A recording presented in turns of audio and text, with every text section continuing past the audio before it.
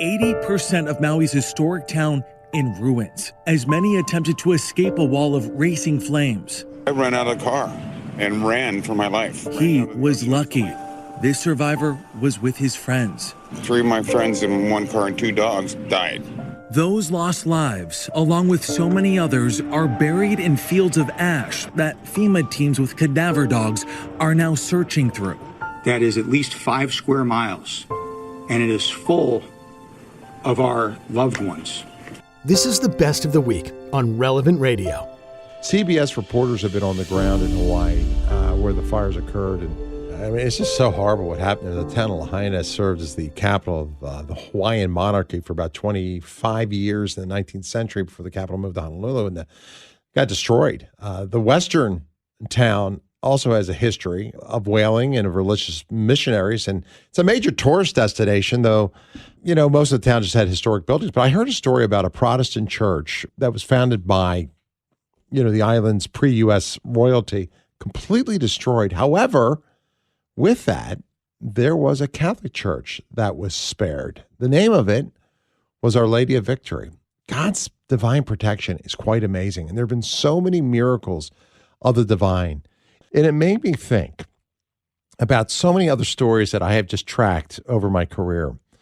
So many miracles that we can point to. I mean, God can protect in any circumstance. I don't know where you are. You hear these protection stories in war and storms and in cars, right? During the greatest wildfire in U.S. history, one of many saw it as a chastisement by the Virgin Mary. A group of faithful gathered and they picked up their rosaries and they prayed, right? And you know what happened? They went to this little makeshift shrine dedicated to the Mother of God. They went out there all night, and as the inferno came ready to devour them in one direction, they turned in the other and put their trust in God. And you know what I'm talking about, right? It's the shrine of Our Lady of Champion, Our Lady of Good Help, as it used to be known. It was there that the Virgin Mary protected the faithful. And it's such a classic example. And I heard about this other church being saved. God can do this. You know, when that fire ended, by the way, that was the worst recorded forest fire in U.S. history. It devoured as much land as the state of Rhode Island. It turned sand to glass. It incinerated people. It had the heat of a crematorium. It happened the same day as the Great Chicago Fire. The way they could identify people's maybe by a remaining brooch or a belt buckle. That was it. People thought the world was ending. But what happened? The Blessed Mother came and she saved those who were praying. The fire, the inferno, the crematorium, if you will, those flames roared right up to that wood fence. And it was as if though God had put a bubble of protection and protected the shrine.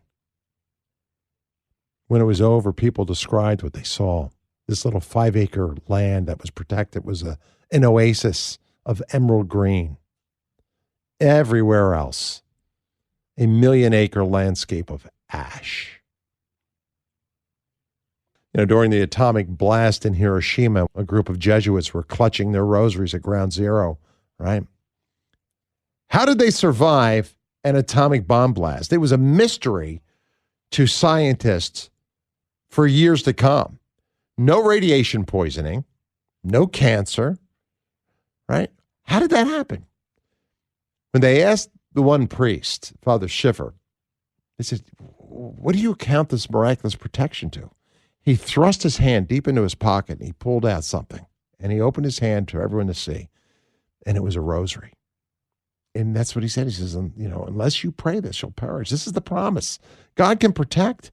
A Franciscan monastery was established by Maximilian Kolbe in Nagasaki. We know a couple days later, after they dropped the bomb on Hiroshima, U.S. forces dropped it on Nagasaki. What happened? That friary was somehow miraculously protected as well. In the midst of the mayhem, I think heaven can reach out to you.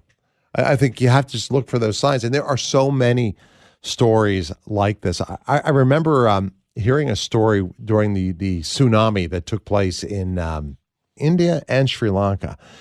There was such devastation that took place when the water retracted and pulled out, and then it came in. Witnesses thought the world was ending there too. There were shrines that were both damaged. And what happened in a place called, I think it was Velakani, there was a shrine of Our Lady of Matara, and waves washed over this. This was a 500-year-old statue of the Virgin Mary and the child Jesus. And think of the force of these waves. Think of the intense wall. It's like a wall of cement hitting you. It's so intense. As that thing, they washed the statue out to sea. They thought it was gone. 3 days later, what happens? The statue comes floating in on a sea of debris, and the child Jesus was still wearing its crown. Still wearing its crown. See, that's a message from God. It's a message from God. There are so many stories like this I could tell you time and time again about tabernacles that have been protected from fire, images of the Mother of God. Even in Chicago, Illinois, I remember speaking to Canon Tellerico from the Institute of Christ the King.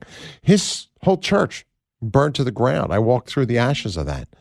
Except the statue of the Infant of Prague somehow, some way, miraculously survived untouched. I think God will communicate to us in ways that are both visible and invisible. And I definitely think in cases like this, God's sending you a powerful message. Throughout the pages of Scripture, you see countless examples. You got Noah and the ark to the Israelites in the wilderness. You got Shadrach, Meshach, and Abednego in the fiery furnace. What happens? Time and time again, you witness the miraculous intervention, the divine shield of God. These stories say to me, put your trust in him, and he will take care of you.